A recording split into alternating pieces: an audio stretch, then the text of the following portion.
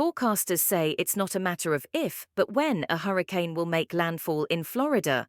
Florida's Sanford less than a month remains until hurricane season begins, so on Friday, Florida residents received a message from American officials who forecast, prepare for, and handle natural disasters. The question is not if or when a hurricane will make landfall. It is anticipated that the hurricane season of 2024 will be busier than usual. Officials paid residents of Sanford, a landlocked city in the middle of the Sunshine State, a visit to make sure everyone was ready.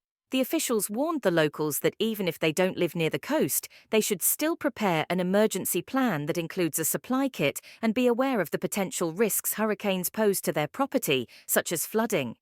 The National Hurricane Center's director, Michael Brennan, declared, "Everyone in Florida is at risk."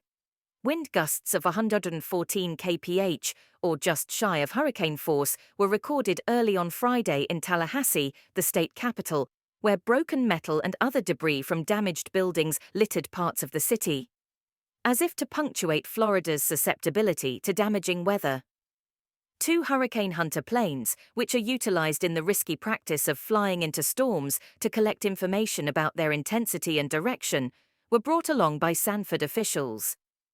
The National Oceanic and Atmospheric Administration's WP-3D and the U.S. Air Force Reserve's WC-130J aircraft fly directly into the eye wall of storms, typically 3 times in a flight. The purpose of these terrifying expeditions is to collect data that local authorities can use to inform their decision-making, like deciding when to issue evacuation orders. When NOAA's propeller plane is flying through a hurricane, the crew and scientists usually travel in groups of 11 to 17. The crew members pack a lot of snacks because flights typically last 8 hours, and there's a microwave, refrigerator, and hot plate available for preparing larger meals.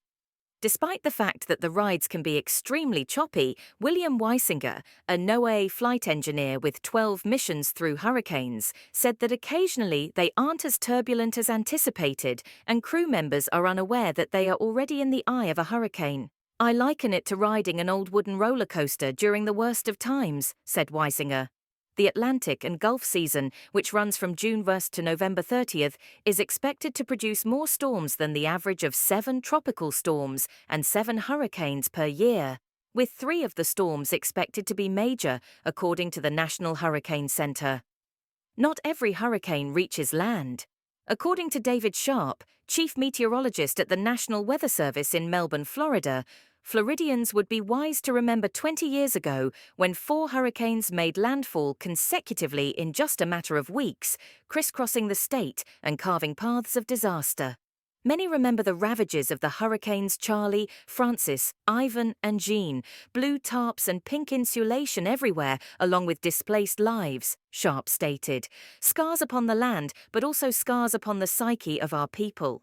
Since the previous hurricane season, hundreds of thousands of people have moved to Florida, so it's critical that they are aware of what to anticipate and how to get ready, according to Robbie Berg, the National Hurricane Center's warning coordination meteorologist.